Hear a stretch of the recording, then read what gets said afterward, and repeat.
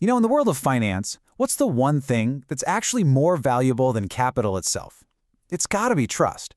So today, we're gonna dive into ethics, not just as some boring set of rules, but as the absolute bedrock that keeps the entire global financial system from, well, falling apart. Let's really think about this for a second.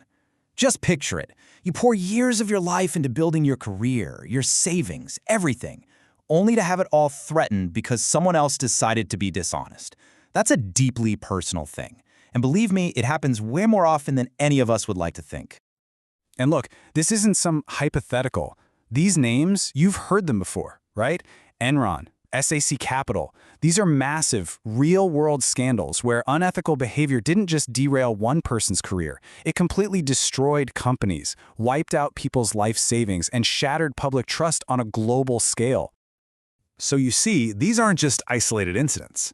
Every one of them feeds into a much, much bigger problem, a growing crisis of trust in the financial industry itself. And that's really the core issue, isn't it?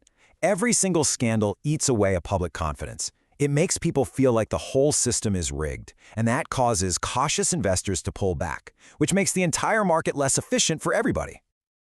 Okay, so if laws and regulations alone can't fix this crisis of trust, what can? Well, the solution has to be something more than just following the law. It demands a higher standard, a more consistent way of behaving. And this comparison here is just so important. Think of the law as the absolute floor. It's the bare minimum you have to do to stay out of trouble. Ethics, on the other hand, is about what you should do. It's a higher standard that pushes you to think about how your actions impact other people. It's like having a moral compass that works everywhere, even when laws are fuzzy or don't exist yet. So for our conversation today, let's just lock in this definition. Ethics are those moral principles, things like honesty, fairness, and just basic care. They guide us when our decisions affect other people. It's not some abstract philosophy, it's a practical toolkit for doing the right thing.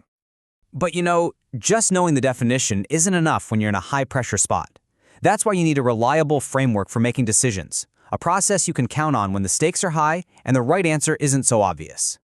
And I absolutely love this idea of muscle memory. Seriously, it's just like an athlete who practices a move over and over until it's just second nature. Professionals have to do the same thing with ethical decisions, so that when a real conflict hits, doing the right thing is almost an instinct. So here it is. This is the framework. It's a really simple but incredibly powerful four-step loop. First, you identify the facts and who's involved. Then, you consider your options. Then you decide and act. And finally, and this part is so crucial, you reflect on what happened. That reflection step is what turns one decision into real, lasting wisdom.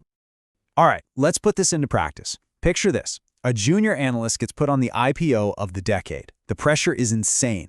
They have a duty to the company going public, which wants a high price, but they also have a duty to their firm's investors who want a fair price. You throw in their duty to their boss and their own career hopes, and boom, you've got a classic ethical minefield.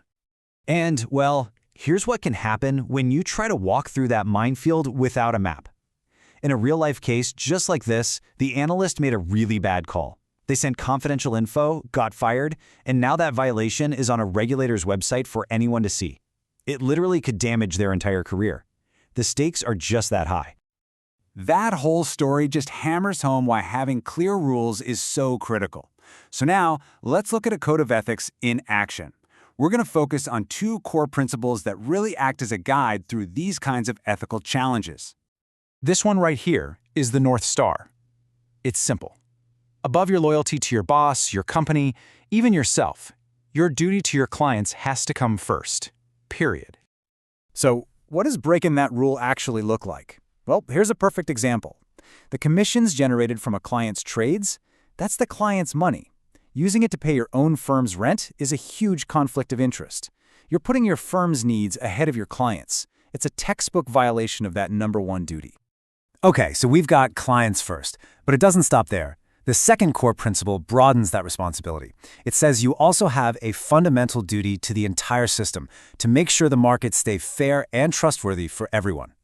And messing with market integrity, that can take a lot of different forms. Spreading false rumors to tank a stock price, creating fake volatility to help your clients. This isn't some clever strategy. It's straight up deception for personal gain.